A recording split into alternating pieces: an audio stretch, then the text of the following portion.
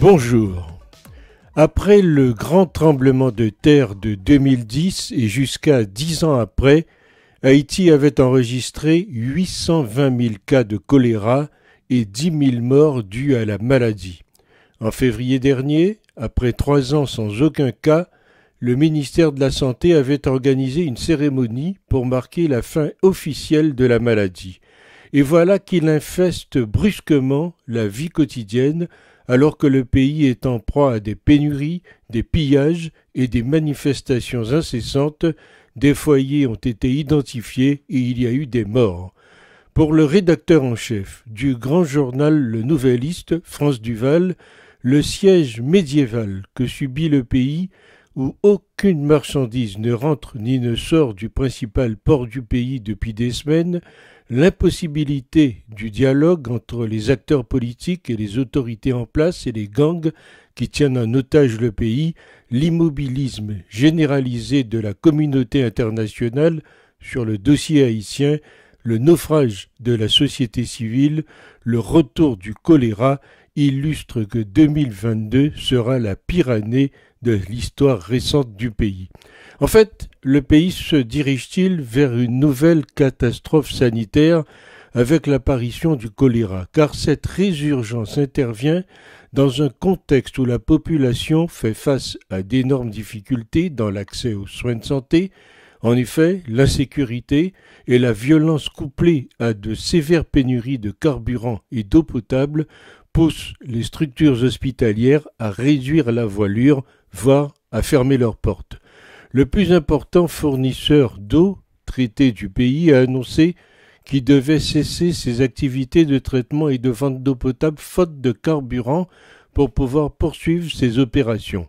Les rayons dégarnis de certains supermarchés témoignent même d'une irrépressible poussée d'irrationnel.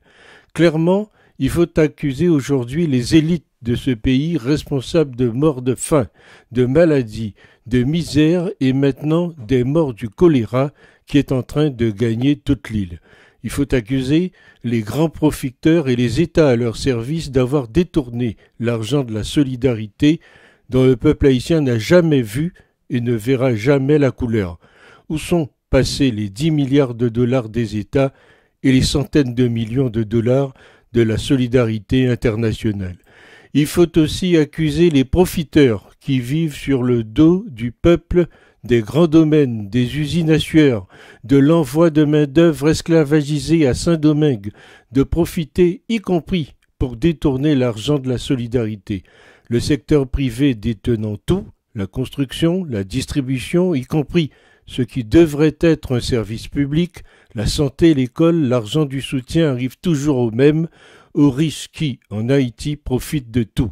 Ces classes dirigeantes, haïtiennes ou étrangères, font fortune dans le pays. Elles font même, tenez-vous bien, payer des loyers aux habitants des bidonvilles. Il faut accuser ces classes dirigeantes d'être responsables de l'épidémie de choléra qui a déjà tué 8 personnes et ce n'est qu'un début. Or, pour combattre le choléra, l'essentiel est de disposer d'eau pour boire et pour se laver. Pendant qu'il n'y a pas une casserole d'eau propre pour le peuple, les riches ont toujours leur piscine de luxe. Comment contenir l'épidémie sans former massivement des médecins, des infirmières, des auxiliaires et des agents de santé au traitement du choléra? La situation est d'autant plus alarmante que tous les facteurs sont réunis pour la propagation de cette épidémie de choléra, la misère, la promiscuité, le non-accès à l'eau potable, les problèmes d'assainissement, l'insuffisance des fosses septiques, sans oublier les inondations dues au passage des fortes précipitations. Même dans les villes du pays, une bonne partie de la population des bidonvilles défèque à même le sol. 4 Haïtiens sur 5 n'ont pas accès aux services d'assainissement. Voilà le résultat de la gestion des dirigeants qui se sont succédés au pouvoir.